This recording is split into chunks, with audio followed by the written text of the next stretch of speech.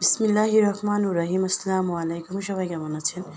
আশা করছি সবাই ভালো আছেন। দেশ ও বিদেশ থেকে যেখান থেকে আমার ভিডিওগুলো দেখেন সবাইকে অনেক অনেক ধন্যবাদ। সাপোর্ট করে সবসময় আমার পাশে থাকবেন। অবশ্যই একটা কমেন্ট, লাইক দেন, শেয়ার করবেন, অনুরোধ হলো আপনাদের কাছে। যাই হোক, আমি একটা কড়াইয়ের মধ্যে দিয়ে দিলাম পরিমাণ মতো তেল। তেলটা গরম হওয়ার পরে দিয়ে দিচ্ছি কাঁচামরিচ আর পেঁয়াজ। এই দুটো দিয়ে ভালো করে আমি একটু ভেজে নেব। বেশি ভাজবো না, অল্প ভেজে নেব। তারপরে দিয়ে দিলাম এখানে চিংড়ি মাছ, দেশি চিংড়ি মাছ। চিংড়ি মাছগুলো দিয়ে তার মধ্যে দিয়ে দিচ্ছি হলুদের গুঁড়ো।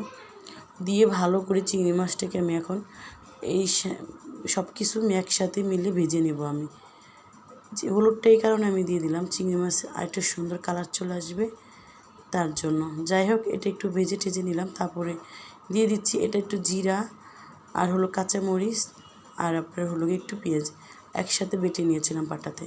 সেই বাটাগুলো এর মধ্যে দিয়ে ভালো করে আমি মশলাটাকে নাড়াচাড়া করে নিব। তারপর এক এক করে অ্যাড করব আমি ধনিয়া গুঁড়া, মরিচের গুঁড়া 1 চা চামচের মতো,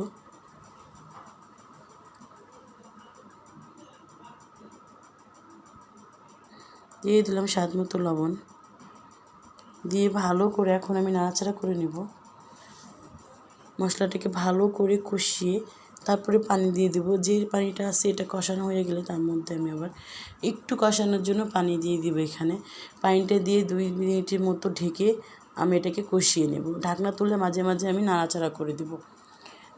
মশলাটা আমার কষানো শেষ। এখন আমি কাঁচকলাগুলো দিয়ে দিব। আমি কাঁচকলাগুলো এরকম একটু সুন্দর করে শেপ দিয়ে নিয়েছি, লম্বা লম্বা করে কেটে। অনেকেই আছেন কাঁচকলা পছন্দ করেন না, যে কাঁচকলা খেতে কেমন হয় কি না। সত্যি বলছি, এভাবে একবার কাঁচকলা রান্না করে দেখুন, শুধু খেতেই চাবেন। তার সাথে আছে দেশি চিংড়ি মাছ। আপনি চাইলে ইলিশ মাছ দিয়েও কিন্তু খুবই সুন্দর হয়। আমার অবশ্যই ইলিশ মাছের এই তরকারিটা আছে আমার পেজে। যাই হোক, আবারও কষিয়ে তারপরে দিয়ে দিলাম ভালো করে। কষানোর পর আমি ঝোল দিলাম, ঝোল দিয়ে ঢেকে রেখে দিলাম। এখন মধ্যে দিয়ে হয়ে গেল আমার কাঁচকলা চিংড়ি মাছের মজাদার একটা তরকারি। অবশ্যই কিন্তু কমেন্ট করবেন, লাইক তো করবেনই। সবাই ভালো থাকবেন, সুস্থ থাকবেন। আল্লাহ হাফেজ।